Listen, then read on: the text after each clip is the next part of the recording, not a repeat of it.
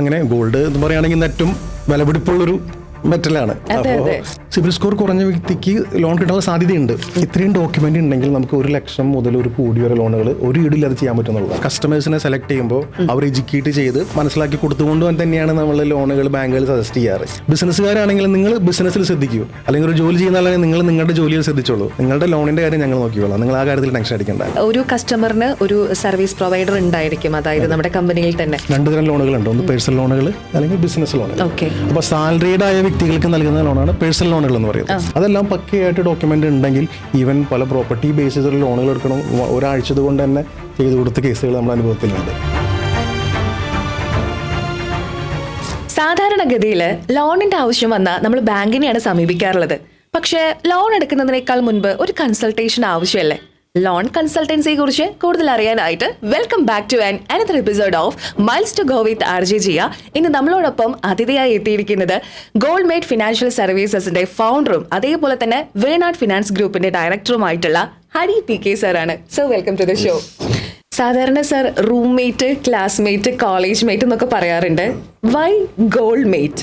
Gold mate എന്ന സ്ഥാപനം ഞങ്ങൾ കുറച്ച് സുഹൃത്തുക്കൾ നമ്മുടെ രാജ്യത്ത് തന്നെ ഏറ്റവും ലീഡിംഗ് ആയിട്ടുള്ള ഗോൾഡ് ലോൺ NBFC ഉണ്ട്.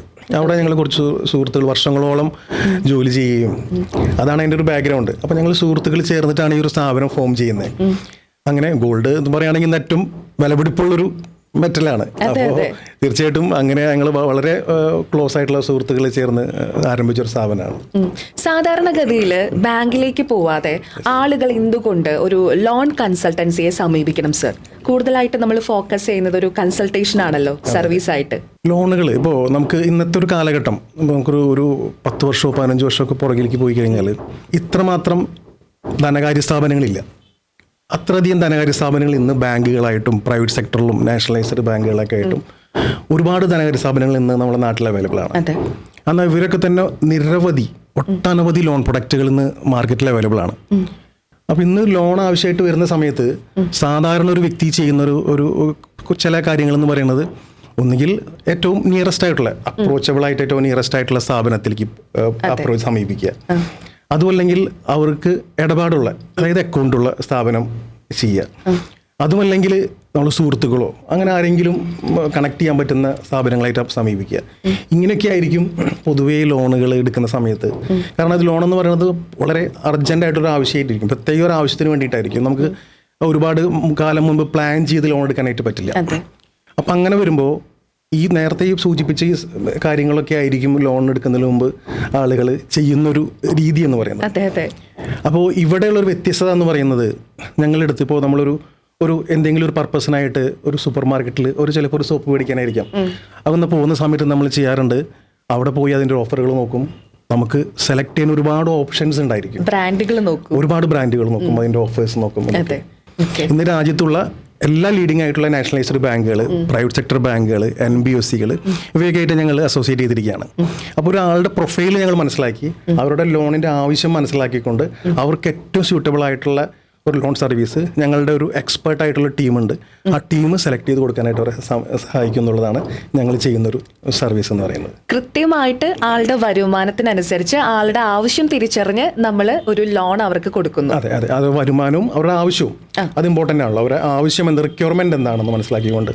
മറ്റത് ഒരു പർട്ടിക്കുലർ ബാങ്കിൽ പോയി കഴിഞ്ഞാൽ അവരുടെ ലോൺ പ്രൊഡക്റ്റ് മാത്രമാണ് അവിടെ നിന്ന് അവൈലബിൾ ആയിരിക്കും. അത് നമ്മൾ എടുക്കാൻ നിർബന്ധിതമാവാണ്, നമുക്ക് ഓപ്ഷൻസ് ഇല്ല. ഇവിടെ ഓപ്ഷൻസ് ഉണ്ടെന്നുള്ളതാണ്. പ്രത്യേകിച്ച് ഞങ്ങൾ ഈ സർവീസൊക്കെ ചെയ്യുന്നത് വേറെ അഡീഷണൽ ചാർജുകളോ അങ്ങനെ മറ്റൊന്നും ഈടാക്കിയിട്ടല്ല. ഞങ്ങൾ ബാങ്കുകളായിട്ട് ഡയറക്റ്റ് അസോസിയേറ്റ് ചെയ്തിരിക്കുന്നത് കൊണ്ട് തന്നെ ബാങ്കുകളാണ് നമ്മൾക്ക് വേണ്ട പേയ്മെൻ്റ് ഒക്കെ ചെയ്യുന്നത്.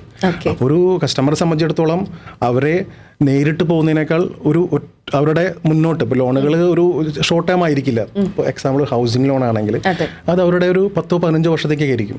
അപ്പോൾ അത് എടുക്കുന്ന ഡിസിഷൻ റൈറ്റ് ആയില്ലെങ്കിൽ നമ്മളുടെ ഹാർഡ് ഏൺഡ് മണിയാണ് അവിടെ ലോസ് ആവുന്നത്. അപ്പോൾ അത് നമ്മൾ സഹായിക്കുന്നു എന്നുള്ളതാണ്. പലപ്പോഴും പലിശ ഒരു പ്രശ്നമായിട്ട് വരാറുണ്ട് ലോൺ എടുക്കുന്ന സമയങ്ങളിൽ. എങ്ങനെയാണ് ആ ഒരു ക്രൈറ്റീരിയനെ നമ്മൾ കവറപ്പ് ചെയ്യുന്നത്? ഈ പലിശ എന്ന് ഉദ്ദേശിച്ചത് പലിശ കുറവ് പലിശയ്ക്ക് ലോൺ ലഭിക്കുക എന്നായിരിക്കുന്നു. ഇന്ന് ലോണുകൾ ബാങ്കുകൾ, പ്രത്യേകിച്ച് ബാങ്കുകൾ NBFCകളൊക്കെ പലിശ നിർണ്ണയിക്കുന്നത് പലരും മാർക്കറ്റിലായിട്ട് നിങ്ങൾ പലിശ കണ്ടിട്ടുണ്ടാവും. ഇപ്പോൾ ഇത്ര ശതമാനം പലിശ എന്നുള്ള രീതിയിൽ ഇതൊക്കെ നിർണ്ണയിക്കുന്നത് നമ്മുടെ വരുമാനം അനുസരിച്ച് മാത്രമല്ല, ക്രെഡിറ്റ് സ്കോർ എന്ന് കേട്ടിട്ടുണ്ടാവും. അതെ, സിബിൽ സ്കോർ ആയിരിക്കും കുറേ ഫേമസ്. അപ്പോൾ ഈ ക്രെഡിറ്റ് റേറ്റിംഗ് ഏജൻസികൾ പലതുണ്ട് സിബിൽ പോലുള്ള. അപ്പോൾ ഇവയൊക്കെ തന്നെ ഓരോ വ്യക്തിയുടെയും വരുമാനത്തിനനുസരിച്ചിട്ട് അവരുടെ ക്രെഡിറ്റ് സ്കോർ കൊണ്ട് അസസ് ചെയ്തതിന് ശേഷം മുൻപ് എടുത്ത ലോണിൻ്റെ റീപേയ്മെൻറ്റ് അങ്ങനെയുള്ള പല ഘടകങ്ങൾ ക്രെഡിറ്റ് സ്കോറിൽ ആശ്രയിക്കുന്നുണ്ട്. അപ്പോൾ ഇങ്ങനെയുള്ള ഘടകങ്ങളൊക്കെ ആശ്രയിച്ചതിന് ശേഷമാണ് അവരുടെ ഇൻട്രസ്റ്റ് റേറ്റിലേക്ക് എത്തുന്നത്. അപ്പോൾ ഒരു ഇൻട്രസ്റ്റ് റേറ്റ് ഏതെങ്കിലും ബാങ്കിൻ്റെ കുറവാണെന്ന് കണ്ട് നിങ്ങൾ ആ ബാങ്കിൽ പോയി ആ റേറ്റിന് കിട്ടിക്കൊള്ളണമെന്നില്ല. അപ്പോൾ നമ്മളെ എടുത്ത് സമീപിക്കുമ്പോൾ നമുക്ക് അവരുടെ സ്കോറൊക്കെ അസസ് ചെയ്തതിന് ശേഷം ഏത് ബാങ്കിലായിരിക്കും ഏത് ധനകാര്യ സ്ഥാപനത്തിലായിരിക്കും എന്ന് സജസ്റ്റ് ചെയ്ത് കൊടുക്കാനായിട്ട് പറ്റും. അപ്പോൾ സിബിൽ സ്കോർ കുറഞ്ഞൊരു വ്യക്തിക്ക് ലോൺ കിട്ടാനുള്ള സാധ്യത ഉണ്ടെന്നാണോ പറയുന്നത്? സിബിൽ സ്കോർ കുറഞ്ഞ വ്യക്തിക്ക് ലോൺ കിട്ടാനുള്ള സാധ്യതയുണ്ട്, പ്രൊവൈഡഡ്. കാരണം ഇപ്പോൾ ഒരു ലോൺ എടുത്ത സിബിൽ സ്കോറിൽ ലോൺ എടുത്ത വ്യക്തി ഓൾറെഡി നിലവിൽ ലോൺ ഉണ്ട്, ആ ലോണ് റീപേയ്മെന്റിൽ മുടക്ക് ആയിട്ട് പോയിക്കൊണ്ടിരിക്കുകയാണെങ്കിൽ ആൾക്ക് ലോൺ കിട്ടാനായിട്ട് ബുദ്ധിമുട്ടാണ്. അപ്പോൾ ലോൺ എടുത്തു, അത് റീപേയ്മെന്റ് എല്ലാം കഴിഞ്ഞു, സ്കോർ കുറവാണെങ്കിലും നിലവിൽ വേറെ ബാധ്യതകളൊന്നും ഇല്ലാന്നുണ്ടെങ്കിൽ, നിലവിൽ വേറെ ഓവർ ഡ്യൂസ് എന്ന് പറയാം, ആ ഓവർ ഡ്യൂസ് ഒന്നും ഇല്ലാന്നുണ്ടെങ്കിൽ നമുക്ക് അവർക്ക് ലോണുകൾ ചെയ്തു കൊടുക്കാനായിട്ട് സാധിക്കും. അതേപോലെ തന്നെ പലപ്പോഴും നമ്മൾ കേട്ടിട്ടുള്ള ഒരു കാര്യമാണ്, പല ലോണുകളും നമ്മൾ ടേക്ക് ഓവർ ചെയ്യാറുണ്ടെന്നുള്ളൊരു സംഭവം. പലപ്പോഴും പല കൺസൾട്ടൻസീസും അങ്ങനെ എഴുതി വെക്കാറുണ്ട്. എങ്ങനെയാണ് നമ്മളുടെ ഗോൾഡ് മേറ്റിലേക്ക് വരുന്ന സമയത്ത് നമ്മൾ അങ്ങനെ ലോൺ ടേക്ക് ഓവർ ചെയ്യാറുണ്ടോ? ടേക്ക് ഓവർ ഫെസിലിറ്റി എന്ന് പറയുന്നത് അത് രണ്ട് തരത്തിലുണ്ട്. ഒന്ന് ബാങ്കുകളായിട്ട്, ഇപ്പോൾ ബാങ്കുകൾ തന്നെ അല്ലെങ്കിൽ NBFCകൾ തന്നെ മറ്റ് ബാങ്കുകളിൽ നിന്നോ NBFCകളിൽ നിന്നോ ടേക്ക് ഓവർ ചെയ്യുന്ന ഒരു രീതിയുണ്ട്. അതുകൂടാതെ നമുക്ക് നമ്മുടെ നാട്ടിൽ ഒരുപാട് കോപ്പറേറ്റീവ് സൊസൈറ്റികളുണ്ട്. പലരും ഒരുപാട് ലോണിന് വേണ്ടിയിട്ട് കോപ്പറേറ്റീവ് സൊസൈറ്റികളെ ആശ്രയിക്കുന്ന ഒരു സംസ്ഥാനം കൂടിയാണ് നമ്മുടെ. അപ്പോൾ അങ്ങനെ വരുമ്പോൾ ആദ്യം പറഞ്ഞ കാര്യത്തിലേക്ക് വന്നാൽ NBFCകൾ ബാങ്കുകളൊക്കെ തന്നെ മറ്റ് സ്ഥാപനങ്ങളിൽ കൃത്യമായ റീപേയ്മെന്റ് ആണെങ്കിൽ നമ്മൾക്ക് ചെയ്തു കൊടുക്കാൻ പറ്റുന്ന സർവീസ് എന്ന് പറയുന്നത് അവരുടെ ആ ലോൺ ടേക്ക് ഓവർ ചെയ്ത് കഴിഞ്ഞ് മാറ്റി വയ്ക്കുമ്പോൾ ഇത്രയധികം ബാങ്കുകൾ ഞാൻ പറഞ്ഞു, ഏകദേശം 13 നാഷണലൈസ്ഡ് ബാങ്കുകൾ നമ്മുടെ നാട്ടിലുണ്ട്. അതുപോലെ NBFCകളുണ്ട്, ഹൗസിംഗ് ഫിനാൻസ് കമ്പനികളുണ്ട്. അപ്പോൾ ഇവയിലൊക്കെ തന്നെ മാറ്റി വയ്ക്കുമ്പോൾ ഏതായിരിക്കും അവർക്ക് ഏറ്റവും ബെറ്റർ ആയിട്ടുള്ളൊരു ധനകാര്യ സ്ഥാപനമെന്ന് നമുക്ക് സജസ്റ്റ് ചെയ്ത് കൊടുക്കാനായിട്ട് പറ്റും. കോപ്പറേറ്റീവ് സൊസൈറ്റികളാണെങ്കിൽ കോപ്പറേറ്റീവ് സൊസൈറ്റികളിൽ നിന്ന് പല സ്ഥാപനങ്ങളും ടേക്ക് ഓവർ ചെയ്യില്ല, അങ്ങനെ ഒരു പരിമിതിയുണ്ട്. അപ്പോൾ അതിനൊരു പരിഹാരം എന്ന നിലയ്ക്ക് അവരുടെ ലോണ് അപ്രൂവൽ ബേസിൽ ഒരു കൺസെൻറ്റ് ബാങ്കുകളുടെ കയ്യിൽ നിന്ന് മേടിച്ചതിന് ശേഷം അവർക്ക് താൽക്കാലികമായിട്ട് ഒരു ബ്രിഡ്ജ് ലോൺ എന്ന രീതിയിൽ ഞങ്ങൾക്ക് അറേഞ്ച് ചെയ്ത് കൊടുക്കാനും ആ ഡോക്യുമെൻ്റ് റിട്രീവ് ചെയ്ത് ഏത് ബാങ്കിലാണോ ലോൺ അവർക്ക് പാസ്സായിരിക്കുന്നത് കുറഞ്ഞ പലിശ നിരക്കിൽ അല്ലെങ്കിൽ ആവശ്യമുള്ള എമൗണ്ടിന് അവിടേക്ക് മാറ്റിവെക്കാനും ഞങ്ങൾ സഹായിക്കാറുണ്ട്. സർ, ഇപ്പോൾ ലോണിന്റെ കാര്യം വരുന്ന സമയത്ത് പലതരത്തിലുള്ള ലോണുകളാണെന്ന് പറഞ്ഞല്ലോ. ഹൗസിംഗ് ലോൺ ഉണ്ട്, അതേപോലെ തന്നെ എഡ്യൂക്കേഷൻ ലോൺ ഉണ്ട്. പലതും പല ബാങ്കിലേക്കായിരിക്കും നമ്മൾ കൺസൾട്ട് ചെയ്തതിന് ശേഷം കൊടുക്കുന്നുണ്ടായിരിക്കാം. ഇപ്പോൾ റീപേ ചെയ്യുന്നതിലൊരു മുടക്കോ അങ്ങനെയുള്ള കാര്യങ്ങളോ വരുന്ന സമയത്ത് അത് കൺസൾട്ടൻസിയെ ബാധിക്കാറുണ്ടോ? റീപേയ്മെന്റ് തീർച്ചയായിട്ടും നമ്മളുടെ ക്രെഡിബിലിറ്റിയെ ബാധിക്കുന്ന ഒരു കാര്യം തന്നെയാണത്. അതുകൊണ്ട് തന്നെ നമ്മൾ കസ്റ്റമേഴ്സിനെ സെലക്ട് ചെയ്യുമ്പോൾ അവർ എഡ്യൂക്കേറ്റ് ചെയ്ത് അവരുടെ ഇൻകത്തിനനുസരിച്ച് അവരുടെ വരുമാനത്തിനും റീപേയ്മെന്റ് കപ്പാസിറ്റിക്കും മനസ്സിലാക്കി നിങ്ങൾക്ക് ഏറ്റവും സ്യൂട്ടബിൾ ഇതായിരിക്കും എന്നുള്ള രീതിയിൽ അസസ് ചെയ്തുകൊണ്ടും മനസ്സിലാക്കി കൊടുത്തുകൊണ്ടും തന്നെയാണ് നമ്മൾ ലോണുകൾ ബാങ്കുകൾ സജസ്റ്റ് ചെയ്യാറ്. കാരണം അത് ഞങ്ങളെ സംബന്ധിച്ചിടത്തോളം വർഷങ്ങളായി, ഇപ്പോൾ ഞങ്ങൾ ഏകദേശം ഒരു 10 വർഷത്തിൽ മേലെയായിട്ട് ഈ ഒരു മേഖലയിലുള്ളൊരു സ്ഥാപനമാണ്. അപ്പോൾ ഈ നമ്മളുടെ ഒരു ക്രെഡിബിലിറ്റി എന്ന് പറയുന്നത് ബാങ്കുകൾ പലപ്പോഴും നമ്മളൊരു കസ്റ്റമറെ അവരെ സജസ്റ്റ് ചെയ്യുമ്പോൾ അവർക്ക് ഞങ്ങളിലൂടെ ക്രെഡിബിലിറ്റിയും കൂടിയാണ് അതിലൂടെ വ്യക്തമാവുന്നത്. അപ്പോൾ അതുകൊണ്ട് തീർച്ചയായിട്ടും അത് അവരുടെ റീപേയ്മെന്റ് ഞങ്ങൾ ശ്രദ്ധിക്കുന്ന ഒരു കാര്യം തന്നെയാണ്. ഓക്കെ, ലോൺ എടുക്കാൻ വരുന്ന സമയത്ത് ഒരാൾ ശ്രദ്ധിക്കേണ്ട പ്രധാനപ്പെട്ട കാര്യങ്ങൾ എന്തൊക്കെയായിരിക്കും?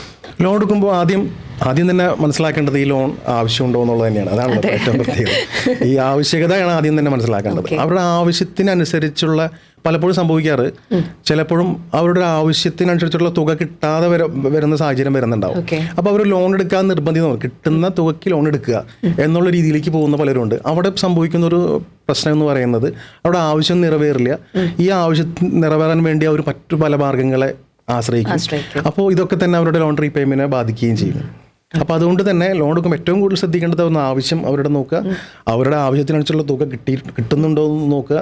അതുപോലെ തന്നെ ഇൻട്രസ്റ്റ് റേറ്റ്, നമ്മൾ പലപ്പോഴും നമുക്ക് കിട്ടുന്ന ലോൺ എടുക്കുക എന്നുള്ളതല്ല, നമ്മൾക്ക് റീപേയ്മെൻറ്റ് ചെയ്യാൻ പറ്റുന്നുണ്ടോ എന്നുള്ളത് പ്രത്യേകം നമ്മളത് നോക്കണം. അപ്പോൾ ആ രീതിയിൽ അവരുടെ പലിശ നിരക്ക് നമുക്ക് ഏറ്റവും റീപേയ്മെൻറ്റ് ചെയ്യാൻ അനുയോജ്യമാണോ, എനിക്ക് അഫോർഡ് ചെയ്യാൻ പറ്റുന്നതാണോ എന്നുള്ള രീതിയിൽ മനസ്സിലാക്കുക. ഇത്രയൊക്കെ കാര്യങ്ങളാണ് പ്രത്യേകിച്ച് ശ്രദ്ധിക്കേണ്ടത്.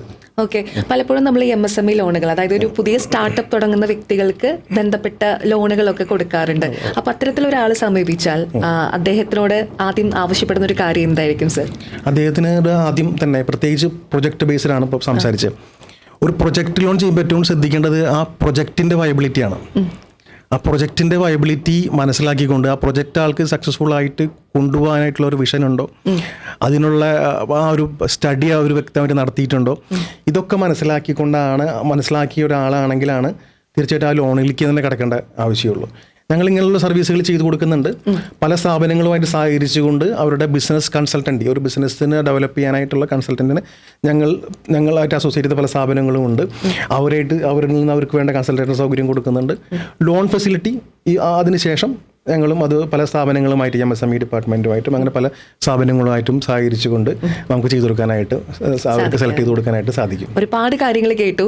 ഈ ഗോൾഡ് മെയ്ഡ് ഫിനാൻഷ്യൽ സർവീസസിനെ മറ്റുള്ളവരിൽ നിന്ന് വ്യത്യസ്തമാക്കുന്ന ഒരു പ്രധാന ഘടകം ഏതാണെന്ന് ചോദിച്ചാൽ സർ എന്ത് പറയും? ഇന്ന് ഒരുപാട് ഈ ഒരു മേഖലയിൽ ഓർഗനൈസ്ഡ് അല്ലാതെയും ഓർഗനൈസ്ഡ് ആയിട്ടുള്ള സ്ഥാപനങ്ങളും പ്രവർത്തിക്കുന്നുണ്ട്. വ്യക്തികൾ അവരുടെ ഒരു അഡീഷണൽ ഇൻകത്തിന് വേണ്ടി ചെയ്യുന്ന മാർഗങ്ങൾ മുതൽ വലിയ വലിയ സ്ഥാപനങ്ങൾ ഡീൽ ചെയ്യുന്നുണ്ട്. അപ്പം ഞങ്ങളുടെ ഒരു പ്രത്യേകത എന്ന് പറയുന്നത് ഞങ്ങൾ എൻഡ് ടു എൻഡ് സർവീസ് കൊടുക്കുന്നുള്ളതാണ്. അതായത് ഒരു കസ്റ്റമർക്ക് വേണ്ട, പലരും സജസ്റ്റ് ചെയ്യുക മാത്രമേ ഉള്ളൂ. ഒരു കസ്റ്റമർക്ക് ലോൺ എടുക്കാൻ ആവശ്യമായിട്ടുള്ള ഇന്ന് പ്രത്യേകിച്ച് പ്രോപ്പർട്ടി മോർഗേജ് ബേസ് ചെയ്തിട്ടുള്ള ലോണുകൾ, ഹൗസിംഗ് ലോണുകൾ, മോർഗേജ് ലോൺ, ഇതാണ് ഞങ്ങൾ കൂടുതൽ കോൺസെൻട്രേറ്റ് ചെയ്യുന്നത്. അവർക്ക് വില്ലേജിൽ നിന്നാവാം, അല്ലെങ്കിൽ കോർപ്പറേഷനോ മുനിസിപ്പാലിറ്റി പഞ്ചായത്തിൽ നിന്നാവാം, ഇതിന് വേണ്ട ഡോക്യുമെൻറ്റുകൾ ഉൾപ്പെടെ ഞങ്ങൾ തന്നെ ശേഖരിച്ച് അവർക്ക് ലോൺ ചെയ്ത് കൊടുക്കാനുള്ള, ലോൺ സെലക്ട് ചെയ്ത് കൊടുക്കുക മാത്രമല്ല അവർക്ക് ലോൺ ലഭിക്കുന്നത് വരെയുള്ള ബാക്കി എല്ലാ സപ്പോർട്ടും ചെയ്തു കൊടുക്കുന്നു എന്നുള്ളതാണ്. മറ്റുള്ളവർ സജസ്റ്റ് ചെയ്ത് കൊടുക്കുക മാത്രമേ ചെയ്യുള്ളൂ ഭൂരിപക്ഷം സ്ഥാപനങ്ങളും. ഞങ്ങളല്ല എൻഡ് ടു എൻഡ് സർവീസ് നമുക്ക് അവർക്ക് ചെയ്തു കൊടുക്കാൻ പറ്റും എന്നുള്ളതാണ് ഞങ്ങളുടെ ഒരു പ്രത്യേകത. ഓക്കെ, ഒരു കസ്റ്റമറിന് ഒരു സർവീസ് പ്രൊവൈഡർ ഉണ്ടായിരിക്കും, അതായത് നമ്മുടെ കമ്പനിയിൽ തന്നെ അങ്ങനെയാണ് വർക്ക് ചെയ്യുന്നത്. അതെ, നമുക്ക് അതിന് ഡെഡിക്കേറ്റഡ് ആയിട്ടുള്ള ഒരു മാൻ പവർ ഉണ്ട്. ഇന്ന് കേരളത്തിൽ 6 ലൊക്കേഷനിലായിട്ട് നമുക്ക് ബ്രാഞ്ചുകളുണ്ട്. ഇവിടെ എല്ലാം നമുക്ക് മാൻ പവർ ഉണ്ട്, നമ്മുടെ ഓൺ എംപ്ലോയീസ് ഉണ്ട്. അപ്പോൾ ഇവരൊക്കെ തന്നെ ഇവർക്ക് വേണ്ട എല്ലാ സപ്പോർട്ടും, ഒരു ക്ലയൻറ്റിന് വേണ്ട എൻഡ് ടു എൻഡ് ഒരു ലോൺ ലഭിക്കുന്നത് വരെയുള്ള എല്ലാ സപ്പോർട്ടും നൽകാനുള്ള മാൻ പവർ നമുക്ക് ഇന്നുണ്ട്. തീർച്ചയായിട്ടും ടെൻഷൻ കുറഞ്ഞ് നമുക്ക് ലോൺ കിട്ടാനുള്ള സകല വഴികളും ഗോൾഡ് മെയ്ഡ് പ്രൊവൈഡ് ചെയ്യുന്നുണ്ട്. തീർച്ചയായിട്ടും നിങ്ങൾ ബിസിനസ്സുകാരാണെങ്കിൽ നിങ്ങൾ ബിസിനസ്സിൽ ശ്രദ്ധിക്കൂ, അല്ലെങ്കിൽ ഒരു ജോലി ചെയ്യുന്ന ആളാണെങ്കിൽ നിങ്ങൾ നിങ്ങളുടെ ജോലിയിൽ ശ്രദ്ധിച്ചോളൂ. നിങ്ങൾക്ക് ലോൺ ആവശ്യം വന്നാൽ നിങ്ങളുടെ ലോണിന്റെ കാര്യം ഞങ്ങൾ നോക്കിക്കോളാം. നിങ്ങൾ ആ കാര്യത്തിൽ ടെൻഷൻ അടിക്കേണ്ട, അത് ഞങ്ങൾക്ക് ധൈര്യമായിട്ട് പറയാൻ പറ്റും. ഓക്കെ സർ, നമ്മൾ നേരത്തെ സിബിൽ സ്കോർ കുറഞ്ഞൊരു വ്യക്തിക്ക് ലോൺ എടുക്കാനുള്ള ഒരു സാഹചര്യത്തെ കുറിച്ച് പറഞ്ഞു. ഉയർന്ന സിബിൽ സ്കോർ ഉള്ള ഒരു വ്യക്തി, അദ്ദേഹത്തിന് എത്ര സമയത്തിനുള്ളിൽ നമുക്ക് ലോൺ ശരിയാക്കി കൊടുക്കാൻ പറ്റും? നല്ലൊരു ചോദ്യമാണ്. ആക്ച്വലി സിബിൽ സ്കോർ എന്ന് പറയുമ്പോൾ ക്രെഡിറ്റ് സ്കോർ എന്നുള്ള വാക്കാണ് ഞാൻ കൂടുതൽ ഉപയോഗിക്കുക. കാരണം പല ക്രെഡിറ്റ് ബ്യൂറോസ് ആണ് ഈ സ്കോർ പ്രൊവൈഡ് ചെയ്യുന്നത്. പലതരത്തിലുള്ള ലോണുകളുണ്ട്. അതിൽ തന്നെ സെക്യൂർഡ് ആയിട്ട് നമ്മൾ എന്തെങ്കിലും ഗോൾഡ് ആയിരിക്കാം, അതല്ലെങ്കിൽ പ്രോപ്പർട്ടി ആയിരിക്കാം, ഇതൊക്കെ മോർഗേജ് ചെയ്തെടുക്കുന്ന ലോണുകൾ. അടുത്തത് വേറെ ഈടൊന്നും ഇല്ലാതെ സാലറീഡ് ആയവർക്ക് അല്ലെങ്കിൽ ബിസിനസ്സുകാർക്ക്, ഇവർക്ക് രണ്ടുപേർക്കും വേറെ ഈടൊന്നും ഇല്ലാതെ നൽകുന്ന ലോണുകളുണ്ട്. അപ്പോൾ ഈടൊന്നുമില്ലാതെ ലോണുകളാണെങ്കിൽ നിങ്ങൾക്ക് സെയിം ഡേ അല്ലെങ്കിൽ 48 hours കിട്ടുന്ന രീതിയിലുള്ള ലോണുകളുണ്ട്, അൺസെക്യൂർഡ് ആയിട്ടുള്ളത്. അങ്ങനെ ചെയ്ത് കൊടുക്കാനായിട്ട് സാധിക്കും. ഇനി അതല്ല പ്രോപ്പർട്ടി മോർഗേജ് ചെയ്തിട്ടുള്ളതാണെങ്കിൽ അത് ഡിപ്പെൻഡ്സ് ആണ്. അതും വളരെ അതിന് ഡിലേ എന്ന് പറയുന്നത് പ്രോപ്പർട്ടിയുടെ ഡോക്യുമെന്റ്സ് ലഭിക്കുക എന്നുള്ളത്. അപ്പോൾ വില്ലേജ്, ഗവൺമെന്റ്, മറ്റ് അതോറിറ്റികളെ ആശ്രയിച്ചിരിക്കുന്ന അങ്ങനെ ഡോക്യുമെന്റ്സ് പലത് ആവശ്യമായിട്ട് വരുമല്ലോ. ആ ഡോക്യുമെന്റുകൾ കിട്ടാനുള്ള കാലതാമസം, അതാണ് ലോണിന്റെ ഡിലേ എന്ന് പറയുന്നത്. അതെല്ലാം പക്കയായിട്ട് ഡോക്യുമെന്റ് ഉണ്ടെങ്കിൽ ഈവൻ പല പ്രോപ്പർട്ടി ബേസ് ചെയ്തുള്ള ലോണുകൾ എടുക്കണം, ഒരാഴ്ച കൊണ്ട് തന്നെ ചെയ്തു കൊടുത്ത കേസുകൾ നമ്മുടെ അനുഭവത്തിലുണ്ട്. ഓക്കെ, ഒരു സെക്യൂരിറ്റി ബേസ് ചെയ്തിട്ടുള്ള ലോൺ ആണെങ്കിൽ എന്തൊക്കെ രേഖകളാണ് നമുക്ക് ആവശ്യമായിട്ടുള്ളത്? സെക്യൂരിറ്റി ബേസ് ചെയ്ത ലോണുകൾ എന്ന് പറയുമ്പോൾ ഇപ്പോൾ ഒന്ന് ഹൗസിംഗ് ലോൺ ഉണ്ടാവാം, അല്ലെങ്കിൽ ഒരു മോർഗേജ് ലോൺ ഉണ്ടാവാം. ഇപ്പോൾ ഡോക്യുമെന്റ് എന്ന് പറയുമ്പോൾ വില്ലേജിൽ നിന്ന് കിട്ടുന്ന ഡോക്യുമെന്റ്സ് ഉണ്ട്. അതിന്റെ ലാൻഡ് ടാക്സ്, വീട് ഉണ്ടെങ്കിൽ അതിന്റെ ബിൽഡിംഗ് ടാക്സ്, ഇനി വീട് കൺസ്ട്രക്ഷൻ ആണെങ്കിൽ അതിന് അപ്രൂവൽ പെർമിറ്റ് വേണം, പെർമിറ്റ് ആവശ്യമായിട്ട് വരും. പിന്നെ അതിന്റെ EC എൻകംബ്രൻസ് സർട്ടിഫിക്കറ്റ്, പൊസഷൻ, ഇത്രയും ഡോക്യുമെന്റ്സ് ആണ് സാധാരണ. ലൊക്കേഷൻ സ്കെച്ച്, ഇത്രയും ഡോക്യുമെന്റ്സ് ആണ് സാധാരണ വില്ലേജ് നമുക്ക് അവൈലബിൾ ആക്കേണ്ടി വരുന്നത്. അപ്പോൾ ഇതാണ്. പിന്നെ സ്വാഭാവികമായിട്ടും ആധാരം ഒക്കെ ആണെങ്കിൽ അവരുടെ കൈവശം ഉണ്ടായിരിക്കുമല്ലോ. ഇല്ലെങ്കിൽ നമ്മൾ ഞാൻ മുൻപ് സൂചിപ്പിച്ച പോലെ മറ്റ് സ്ഥാപനങ്ങളിലാണെങ്കിൽ അവിടെ നിന്ന് അത് ടേക്ക് ഓവർ ചെയ്ത് എടുക്കണം എന്നുള്ളതാണ്. ഓക്കെ, ഇപ്പൊ സെക്യൂരിറ്റി ഇല്ലാത്ത ലോണുകൾ നമ്മൾ ബിസിനസ്സിനായിട്ട് നൽകാറുണ്ടെന്ന് പറഞ്ഞല്ലോ. അപ്പോൾ അതിന് വേണ്ട രേഖകൾ എങ്ങനെയാണ് നമ്മൾ? സെക്യൂരിറ്റി ഇല്ലാത്ത ലോണുകൾ 2 തരം ലോണുകളുണ്ട്. ഒന്ന് പേഴ്സണൽ ലോണുകൾ, അല്ലെങ്കിൽ ബിസിനസ് ലോണുകൾ. അപ്പോൾ സാലറീഡ് ആയ വ്യക്തികൾക്ക് നൽകുന്ന ലോണാണ് പേഴ്സണൽ ലോണുകൾ എന്ന് പറയുന്നത്. ആ പേഴ്സണൽ ലോണുകൾ അവരുടെ സാലറി അക്കൗണ്ടിൽ വരുന്ന ബാങ്കിന്റെ സ്റ്റേറ്റ്മെന്റും അവരുടെ സാലറി സ്ലിപ്പ് ഒരു 3 month ആണ് പലപ്പോഴും ആവശ്യപ്പെടാറ്. പിന്നെ അവരുടെ KYC എന്ന് പറയുന്ന പാൻ, ആധാർ, ഇത്രയും ഡോക്യുമെന്റ് വെച്ചുകൊണ്ട് തന്നെ നമുക്ക് പേഴ്സണൽ ലോണുകൾ ചെയ്യാനായിട്ട് സാധിക്കും. അതുപോലെ ബിസിനസ് ലോണുകളാണ്. ബിസിനസ്സുകാർക്കാണെങ്കിൽ അവർക്ക് ഡോക്യുമെന്റ് ആവശ്യമായിട്ട് വരുന്നത് എമൗണ്ടിനെ ആശ്രയിച്ചിട്ടാണ്. ഒരു 10 ലക്ഷം അല്ലെങ്കിൽ 10 ലക്ഷത്തിൽ കൂടുതൽ ഇങ്ങനെ വരുമ്പോൾ 10 ലക്ഷം വരികയാണെങ്കിൽ ആ സ്ഥാപനം ആരംഭിച്ച് 2 വർഷമെങ്കിലും ആയിട്ടുണ്ടാവണം. അത് 2 വർഷം ആയിട്ടുണ്ട് എന്ന് കാണിക്കാന്നുള്ള രേഖ, ലൈസൻസ് എന്തെങ്കിലും ഉണ്ടാവണം. പിന്നെ ബാങ്ക് സ്റ്റേറ്റ്മെന്റ്, ഇൻകം ടാക്സ് അടയ്ക്കുന്നവരാണെങ്കിൽ അവരുടെ ഇൻകം ടാക്സ് റിട്ടേൺ 2 വർഷത്തെ, ഇത്രയും ഡോക്യുമെന്റ് ഉണ്ടെങ്കിൽ നമുക്ക് 1 ലക്ഷം മുതൽ 1 കോടി വരെ ലോണുകൾ ഒരു ഈടില്ലാതെ ചെയ്യാൻ പറ്റുന്നുള്ളതാണ്. സർ, അങ്ങനെയാണെങ്കിൽ ഒരു ഡൗട്ട് ചോദിച്ചോട്ടെ. ഇപ്പൊ നമ്മൾ ഓൾറെഡി ബിസിനസ് ചെയ്യുന്ന ഒരു വ്യക്തിയാണ്, അദ്ദേഹം ലോൺ എടുത്തിട്ടുണ്ട്. ആ ലോണിന്റെ കൂടെ അദ്ദേഹത്തിന് എക്സ്ട്രാ ഒരു ലോൺ വേണം, അതായത് ഒരു പുതിയ സ്റ്റെപ്പ് ആൾക്ക് വെക്കാൻ വേണ്ടിയിട്ടാണെന്ന് വിചാരിക്കാം. അങ്ങനെയുള്ള ഒരു സിറ്റുവേഷനിൽ ലോൺ കിട്ടാത്തൊരു സാഹചര്യം ഉണ്ടാവും, അത് ലോൺ പ്രൊവൈഡ് ചെയ്യാൻ നമുക്ക് സാധിക്കുമോ? പ്രൊവൈഡ് ചെയ്യാനായിട്ട് സാധിക്കും. പലപ്പോഴും പലർക്കും അങ്ങനെ ലോണുകൾ ചെയ്തു കൊടുത്തിട്ടുണ്ട്. അപ്പോൾ ഞാനൊരു അനുഭവം പറയുകയാണെങ്കിൽ, ഇപ്പോൾ ഒരു വ്യക്തിക്ക്, എൻ്റെ ഓർമ്മ ശരിയാണെങ്കിൽ അദ്ദേഹത്തിന് ഒരു ഫിനാൻസ് കമ്പനിയിലായിരുന്നു. ഫിനാൻസ് കമ്പനിയിൽ ഒരു 25 lakhs-ന്റെ ഒരു ലോൺ ഉണ്ടായിരുന്നു. അപ്പോൾ അദ്ദേഹം എൻ്റെ അടുത്ത് വരുന്നത് ആൾക്ക് ബിസിനസ് എക്സ്പാൻഡ് ചെയ്യണം, എന്നാൽ ആ പ്രോപ്പർട്ടി ഓൾറെഡി ഒരു ധനകാര്യ സ്ഥാപനത്തിൽ മോർഗേജിലുമാണ്. അങ്ങനെ ഒരു സാഹചര്യമായിരുന്നു. ആളുടെ എലിജിബിലിറ്റി, ഇൻകം ടാക്സ് പ്രകാരമുള്ള എലിജിബിലിറ്റിക്കുള്ള മാക്സിമം ലോൺ എടുത്തു കഴിഞ്ഞിട്ടുണ്ടായിരുന്നു. അപ്പോൾ ഞങ്ങളത് ചെയ്തത് അദ്ദേഹത്തിൻ്റെ ബിസിനസ് എക്സ്പാൻഷന് വേണ്ടി ആയതുകൊണ്ട് തന്നെ അദ്ദേഹത്തിനൊരു പ്രൊജക്റ്റ് ബേസ് ചെയ്തിട്ട് അദ്ദേഹത്തിനൊരു ലോൺ ഞങ്ങളിപ്പോൾ ഏകദേശം 1 കോടി എന്നാണ് എൻ്റെ ഓർമ്മ. ആ 1 കോടിയുടെ അടുത്ത് ലോൺ ഞങ്ങൾ നാഷണലൈസ്ഡ് ബാങ്കിൽ നിന്ന് ചെയ്തു കൊടുക്കുകയും അതിനുശേഷം അദ്ദേഹത്തിന് ഈ ലോൺ ക്ലോസ് ചെയ്യാനും പുതിയ ഒരു ഫെസിലിറ്റിയിലേക്ക് എത്തിപ്പെടാനും സാധിച്ചു. ഇന്നിപ്പോൾ അദ്ദേഹത്തിന് ഒരു ചെറിയൊരു പ്രദേശത്ത് മാത്രം ഉണ്ടായിരുന്ന സ്ഥാപനം കേരളം മൊത്തം സർവീസുള്ള ഒരു ഡിസ്ട്രിബ്യൂഷൻ ഫേമാണ്. അപ്പം അദ്ദേഹത്തിന് അതിനുശേഷം പല ഘട്ടത്തിലും പല ബാങ്കുകളിൽ നിന്നും ഫണ്ട് അതിനുശേഷം അറേഞ്ച് ചെയ്ത് കൊടുക്കാനായിട്ട് ഞങ്ങൾക്ക് സാധിച്ചിട്ടുണ്ടായിരുന്നു. അത്തരത്തിൽ നമുക്ക് സാധിക്കും ചെയ്യാൻ. നമ്മൾ നിലവിലൊരു ലോൺ ഉണ്ടെങ്കിലും ഫ്യൂച്ചർ ആവശ്യങ്ങൾക്ക് പല രീതികൾ നമുക്ക് അവലംബിക്കാൻ പറ്റും. അതാണ് പറയുന്നത്. ചിലപ്പോൾ ഒരു ക്ലയൻറ്റിന് ചിലപ്പോൾ ഒരു പർട്ടിക്കുലർ ബാങ്കിൽ സമീപിക്കുന്ന സമയത്ത് അവരുടെ റെസ്പോൺസ് മാത്രമേ അറിയുന്നുണ്ടാവുള്ളൂ. ഒന്നുകിൽ സാധ്യമാണ് അല്ലെങ്കിൽ സാധ്യമല്ല. അപ്പോൾ ഞങ്ങളെ സംബന്ധിച്ചോളം അങ്ങനെയല്ല, അതിനെല്ലാ ഓപ്ഷൻസും നമുക്ക് അവർക്ക് സജസ്റ്റ് ചെയ്ത് കൊടുക്കാനായിട്ട് പറ്റും. അങ്ങനെയാണെങ്കിൽ സാർ, ഇപ്പോൾ ഒരാൾ പുറത്ത് വർക്ക് ചെയ്യുന്ന ഒരാളാണെന്ന് വിചാരിക്കുക, സെക്യൂരിറ്റി വെക്കാനായിട്ട് എന്ത് ആധാരമോ അല്ലെങ്കിൽ വേറെ ഒരു വസ്തുക്കളോ ഇല്ലെങ്കിൽ അദ്ദേഹത്തിനൊരു ഭവനം അല്ലെങ്കിൽ ഒരു വീട് അദ്ദേഹത്തിന്റെ സ്വപ്നമാണത് വെക്കാനായിട്ട് അദ്ദേഹം എന്തൊക്കെ ഘടകങ്ങളിലൂടെ അല്ലെങ്കിൽ എന്തൊക്കെ ഘട്ടങ്ങളിലൂടെ കടന്നു പോകണം സാർ? അത് പുറത്തുനിന്ന് ഉദ്ദേശിച്ച NRIs-നായിരിക്കും ഉദ്ദേശിക്കുന്നത്. NRIs ഞങ്ങൾക്ക് നല്ല ഒരു ക്ലയൻറ്റ് ബേസ് ഉള്ളൊരു ഏരിയ ആണ്. നല്ല രീതിയിൽ നമുക്ക് ഏറ്റവും കൂടുതൽ ഞങ്ങളിപ്പോൾ തൃശ്ശൂർ ജില്ലയിൽ ഏറ്റവും കൂടുതൽ ഞങ്ങൾ ചെയ്യുന്ന ഒരു പ്രൊഫൈൽ എന്ന് പറഞ്ഞാൽ NRIs-ൻ്റെയാണ്. അപ്പോൾ NRIs-ന് നമുക്ക് നാട്ടിൽ ലോൺ ചെയ്യാൻ പറ്റുന്നത് അവർക്ക് പറഞ്ഞ പോലെ ഒന്ന് സ്ഥലം വാങ്ങാനോ വീട് വെക്കാനോ അല്ലെങ്കിൽ നിലവിൽ പ്രോപ്പർട്ടി മോർഗേജ് ചെയ്തുകൊണ്ടോ ഒക്കെ ലോണുകൾ ചെയ്യാനായിട്ട് സാധിക്കും. അവിടെ ബിസിനസ് ചെയ്യുന്നവർക്കും നമുക്ക് ലോണുകൾ ഇവിടെ ചെയ്തു കൊടുക്കാനായിട്ട് സാധിക്കും. പുറത്ത് സാലറിയുടെ ആളുകൾക്കും പലപ്പോഴും NRIs-നുള്ളൊരു പ്രത്യേകത എന്ന് പറയുന്നത് പലരും ഏതെങ്കിലും ഒരു പ്രൈവറ്റ് സെക്ടർ ബാങ്കുകളായിട്ടായിരിക്കും അവർ NRI അക്കൗണ്ടായിട്ട് യൂസ് ചെയ്യുന്നുണ്ടാവും. ഭൂരിപക്ഷം അതാണ് കണ്ടുവരുന്നത്. അപ്പോൾ അവിടെയൊക്കെ സാലറി റെസ്ട്രിക്ഷൻ ഉണ്ട്. പർട്ടിക്കുലർ ഒരു 1 lakh ഇന്ത്യൻ മണി അല്ലെങ്കിൽ 1.5 lakhs അത്ര സാലറി ഉള്ളവർക്ക് മാത്രമേ അങ്ങനെയുള്ള സ്ഥാപനങ്ങൾ ലോണുകൾ ചെയ്തു കൊടുക്കുള്ളൂ. നമ്മൾ ഞാൻ പറഞ്ഞ പോലെ പബ്ലിക് സെക്ടർ ബാങ്കുകളായിട്ടൊക്കെ ചെയ്യുന്നത് കൊണ്ട് തന്നെ ഏത് ഇൻകം കാറ്റഗറിയും അവർക്ക് സാലറി കിട്ടുന്ന ഏത് ഇൻകം കാറ്റഗറിയിലുള്ള ആളുകൾക്കും നമുക്ക് ലോണുകൾ ചെയ്തു കൊടുക്കാനായിട്ട് സാധിക്കും. ഈ പബ്ലിക് സെക്ടർ ബാങ്കുകളിലേക്ക് പോകുന്ന സമയത്ത് പലിശ നിരക്കിലെ വ്യത്യാസങ്ങൾ ഉണ്ടാവാൻ സാധ്യതയില്ലേ സാർ? അത് കൂടുതലാവാനല്ലേ കൂടുതലും ചാൻസ്? അത് ഡിപ്പെൻസ് ആണ്. ഇപ്പോൾ പ്രത്യേകിച്ച് ഇന്നിപ്പോൾ ബാങ്കുകളൊക്കെ തമ്മിൽ പ്രൈവറ്റ് സെക്ടർ പബ്ലിക് സെക്ടർ ബാങ്കുകൾ തമ്മിൽ വളരെ നേരിയ വ്യത്യാസം മാത്രമേ ഇൻട്രസ്റ്റ് റേറ്റിൽ ഉണ്ടാവുള്ളൂ. പക്ഷേ അത് ലോണിൻ്റെ പോളിസിയിലുള്ള വ്യത്യാസമാണ്. അതേപോലെ തന്നെ സർവീസിൻ്റെ ഏരിയയിലുള്ള ചില വ്യത്യാസങ്ങളൊക്കെ തന്നെ ഉണ്ടായിരിക്കുള്ളൂ. കൂടാതെ ചില പ്രൊഡക്റ്റുകൾ നമുക്ക് പറയുകയാണെങ്കിൽ ഒരു ഹൗസിംഗ് ലോൺ പർച്ചേസ് ഒരു മേഖലയായിട്ട് വരുമ്പോൾ പ്രൈവറ്റ് സെക്ടർ ബാങ്കുകളിലാകുമ്പോൾ അതിന് നമുക്കറിയാം പ്രോപ്പർട്ടി പർച്ചേസ് ചെയ്യുന്ന സമയത്ത് ഡോക്യുമെൻറ്റ് ചാർജ്, നമുക്ക് രജിസ്ട്രേഷൻ ചാർജ് വരുന്ന ഒരു സാഹചര്യം ഉണ്ടാവും. ഇത് നമുക്ക് ദേശസാൽകൃത ബാങ്കുകളാകുമ്പോൾ മുഴുവൻ അതിൻ്റെ ഡോക്യുമെൻ്റ് കാണിച്ചതിന് ശേഷം മാത്രമാണ് നമുക്ക് പർച്ചേസ് ലോൺ എടുക്കാനായിട്ട് സാധിക്കുള്ളൂ. എന്നാൽ പ്രൈവറ്റ് സെക്ടർ മേഖലയിലേക്ക് പോകുമ്പോൾ അതിനവർ പല ഓപ്ഷൻസും പ്രൊവൈഡ് ചെയ്യുന്നുണ്ട്. അപ്പോൾ ഇതേപോലെ പല വ്യത്യാസങ്ങൾ അങ്ങോട്ടും ഇങ്ങോട്ടും കമ്പയർ ചെയ്യുമ്പോൾ പല വ്യത്യാസങ്ങളുണ്ട്. അപ്പോൾ ഏതാണ് നമുക്കതിൽ കസ്റ്റമർക്ക് ഏറ്റവും അനുയോജ്യമായിരിക്കുക അതിനനുസരിച്ച് അവർക്കത് സെലക്ട് ചെയ്ത് കൊടുക്കാനായിട്ട് പറ്റും. ഓക്കെ, ഇപ്പോൾ ഗോൾഡ്മേറ്റ് ഫിനാൻഷ്യൽ സർവീസിന്റെ കാര്യം തന്നെ എടുക്കാം. ലോണിനായി നമ്മളെ സമീപിക്കുന്ന ആൾക്കാരുടെ സാലറിയുടെ കാര്യം വരുമ്പോൾ എത്ര രൂപ മുതലാണ് നമ്മൾ ലോൺ അവർക്ക് പ്രൊവൈഡ് ചെയ്യാനായിട്ട് തയ്യാറാവുന്നത്? സാലറി അതും ഞാൻ സൂചിപ്പിച്ച പോലെയാണ്. പല ലോൺ പ്രൊഡക്റ്റുകളുണ്ട്. ഇപ്പോൾ പേഴ്സണൽ ലോൺ ആണെങ്കിൽ ഒരു 20,000 രൂപയെങ്കിലും അക്കൗണ്ടിൽ വരുന്നവർക്കാണ് നമുക്ക് പേഴ്സണൽ ലോണുകൾ നമുക്ക് ചെയ്യാൻ സാധിക്കും. മറ്റു ലോണുകൾക്ക് അതിൽ കുറവ് സാലറി ആണെങ്കിലും ഭർത്താവ് ഹസ്ബൻഡ് ആൻഡ് വൈഫ് വരുമ്പോൾ അവരുടെ 2 പേരുടെ ഇൻകം കമ്പൈൻ ചെയ്തുകൊണ്ട് നമുക്ക് ഹൗസിംഗ് ലോണുകൾ അല്ലെങ്കിൽ മോർഗേജ് ലോണൊക്കെ ചെയ്യാനുള്ള സാഹചര്യമുണ്ട്. ഓക്കെ സർ, നമ്മൾക്ക് 6 ബ്രാഞ്ചസ് ഉണ്ടെന്ന് പറഞ്ഞു ഗോൾഡ് മെയ്ഡ് ഫിനാൻഷ്യൽ സർവീസിന്. ഓൾറെഡി ഒരെണ്ണം തൃശ്ശൂരാണുള്ളത്. ബാക്കി ഉള്ളവ എവിടെയാണ് സർ? ഓക്കെ, തൃശ്ശൂരാണ് ഞങ്ങൾ സ്റ്റാർട്ട് ചെയ്തത്. ഇന്ന് നിലവിൽ നമുക്ക് കാലിക്കറ്റ്, പാലക്കാട്, എറണാകുളം, കോട്ടയം, കായംകുളം ഇവിടെയാണ് നിലവിൽ നമുക്ക് പ്രസൻസ് ഉള്ളത്. അപ്പോൾ അടുത്തൊരു 5 വർഷത്തെ ഒരു വലിയൊരു വിഷനോട് കൂടിയാണ് ഞങ്ങൾ മുന്നോട്ട് പോകുന്നത്.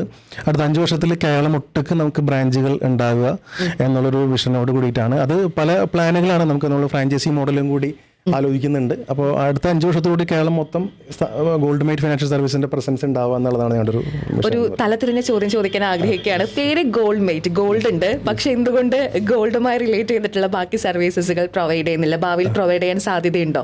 ഗോൾഡ് പ്രൊവൈഡ് ചെയ്യുന്നില്ല എന്നുള്ളതല്ല, ഇപ്പൊ ഗോൾഡ് സംബന്ധിച്ച് ഗോൾഡ് ലോൺസ് ആണ് അവൈലബിൾ ആയിട്ടുള്ളത്. ആക്ച്വലി അതിന്റെ ഒരു കാര്യം എന്ന് പറയുന്നത് ഇന്ന് ഒട്ടനവധി കോമ്പറ്റീഷൻസ് ഉള്ള ഒരു മേഖല കൂടിയാണ് ഗോൾഡ്.